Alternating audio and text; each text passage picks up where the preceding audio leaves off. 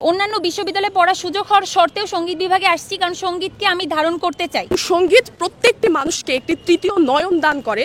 জুলাই অভ্যুত্থানে কিন্তু গান আমাদের অনেক বড় একটি ভূমিকার জায়গায় ছিল। আমি যখন অনেক ছোট ছিলাম তখন আমাদের স্কুলে সাংস্কৃতিক প্রতিযোগিতা হইতো। এখন প্রতিযোগিতাগুলোতে আমি নিজ ইচ্ছায় অংশ নিতাম। তো যখন আমি নিজ ইচ্ছায় অংশ নিতাম তখন আমি কখনো হইতাম না, কখনো ফার্স্ট হইতাম, কখনো সেকেন্ড হইতাম, কবিতা আবৃত্তি করতাম, গান করতাম, তো অভিনয় করতাম। এইগুলো আমার ফ্যামিলি থেকে আমাকে সেইভাবে সাপোর্ট করা হয়নি, কারণ প্রতিটা ফ্যামিলি শিল্পের মর্যাদা বুঝবে, বা আমার ফ্যামিলি যে বোঝে না এমন না, কিন্তু পারিপার্শ্বিক অবস্থার কারণে হয়তো তারা এই যে পারিপার্শ্বিক অবস্থা এখন তৈরি হয়েছে সেই পারিপার্শ্বিক অবস্থার কারণে তারা হয়তো রাজি হয়নি।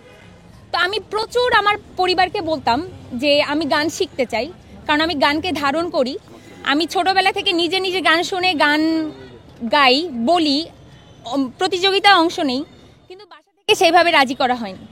আমার স্কুলে যদি সঙ্গীতের একজন শিক্ষক থাকতেন এবং তিনি যদি আমাকে সঙ্গীত শিক্ষাটা দিতেন, তাহলে আজকে সঙ্গীত বিভাগে আসার আগে সঙ্গীত নিয়ে আমাকে এত দৌড়াদৌড়ি করতে হতো না যে সঙ্গীত বিভাগে আমি পড়তে চাই। অন্যান্য বিশ্ববিদ্যালয়ে পড়ার সুযোগ হওয়ার শর্তেও সঙ্গীত বিভাগে আসছি, কারণ সঙ্গীতকে আমি ধারণ করতে চাই। সঙ্গীতকে ধারণ করার সেই ক্যাপাসিটিটা ছোটবেলা থেকে আমি পাইনি। আমি তো চাইবো যে আমার ছোট ভাই বোনেরা সেই ক্যাপাসিটি ছোটবেলা থেকে পাক, কিন্তু সেই মাধ্যমটা বহু বছর ধরে সেই প্রক্রিয়াধীন থাকার শর্তেও সেটা বাস্তবায়ন করা হয়নি।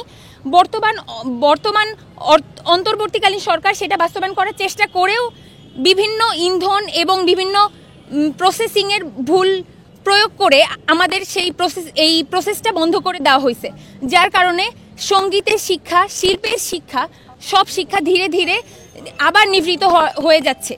তো এখন আমি যেখানে ভুক্তভোগী হয়েছি, আমি এসে যেখানে সঙ্গীতকে পরিপূর্ণভাবে ধারণ করতে গেলে আমাকে এত কষ্ট করতে হচ্ছে, আমার ছোট ভাই বোনগুলো এত কষ্ট করুক।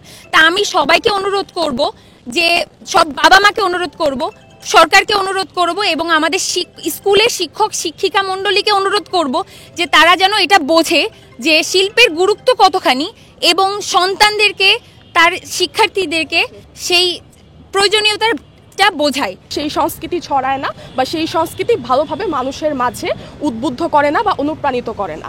তো আমরা আমাদের শিক্ষা ব্যবস্থায় প্রাথমিক বলতে আমরা এই জায়গাটিতেই বুঝি যে যেইখানে আমরা কোনো কিছু শুরু করলে সেটি প্রপার ওয়েতে মানুষের মাঝে ছড়াবে।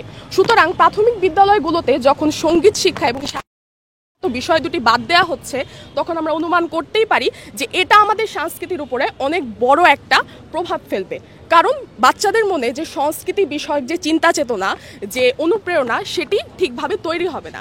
সেই সাথে আমরা সকলেই জানি সঙ্গীত শিক্ষা মানুষজনদের মধ্যে দেশপ্রেম জাগরণ করে, সেই সাথে তাদেরকে প্রতিবাদের ভাষা দেয়, এবং সঙ্গীত প্রত্যেকটি মানুষকে একটি তৃতীয় নয়ন দান করে, যেই নয়নের মাধ্যমে তারা এই পৃথিবীকে ন্যায়েরভাবে সুন্দরভাবে দেখতে শেখে, তারা অন্যায়কে বর্জন করতে শেখে। আমরা সকলেই দেখেছি জুলাই অভ্যুত্থানে কিন্তু গান আমাদের অনেক বড় একটি ভূমিকার জায়গায় ছিল, এবং ছোট ছোট বাচ্চারাও কিন্তু এই গানের মাধ্যমে আমাদের সাথে একত্রতা পোষণ করেছে।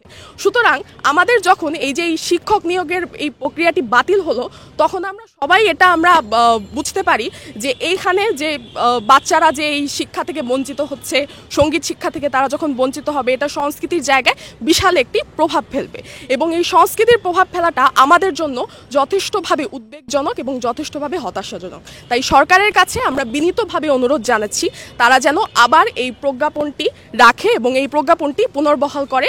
এটাই আমাদের আজকে সকলের